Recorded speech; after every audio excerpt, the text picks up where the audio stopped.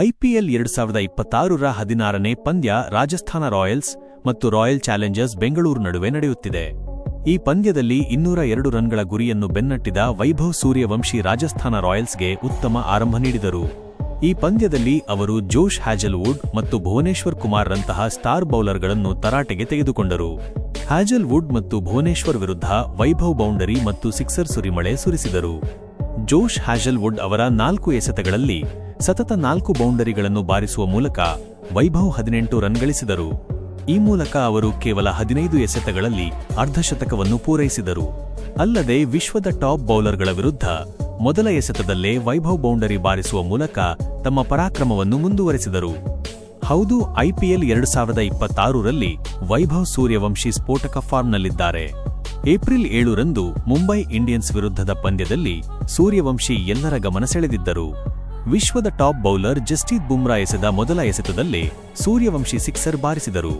ಇದು ವಿಶ್ವ ಕ್ರಿಕೆಟ್ನಲ್ಲಿ ಸಂಚಲನ ಮೂಡಿಸಿತ್ತು.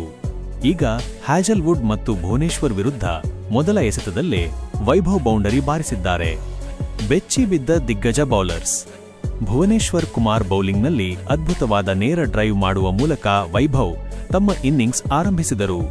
ಇನ್ನಿಂಗ್ಸ್ನ 2ನೇ ಓವರ್ನಲ್ಲಿ ಯಶಸ್ವಿ ಜೈಸ್ವಾಲ್ ವಿಕೆಟ್ ಪತನವಾದರೂ ವೈಭವ್ ಸೂರ್ಯವಂಶಿ ವಿಕೆಟ್ ಮೇಲೆ ಅದು ಯಾವುದೇ ಪರಿಣಾಮ ಬೀರಲಿಲ್ಲ.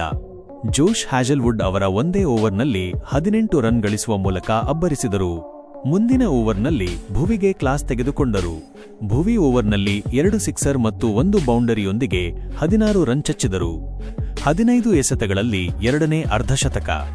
ಐಪಿಎಲ್ನಲ್ಲಿ ವೇಗದ ಅರ್ಧಶತಕ ಗಳಿಸಿದ ಭಾರತೀಯ ಬ್ಯಾಟರ್ ಪಟ್ಟಿಯಲ್ಲಿ ವೈಭವ್ ಜಂಟಿಯಾಗಿ 3ನೇ ಸ್ಥಾನ ತಲುಪಿದ್ದಾರೆ.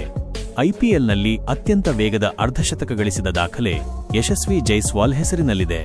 ಅವರು 2023ರಲ್ಲಿ ಕೆಕೆಆರ್ ವಿರುದ್ಧ ಕೇವಲ 13 ಎಸೆತಗಳಲ್ಲಿ ಅರ್ಧಶತಕ ಗಳಿಸಿದರು.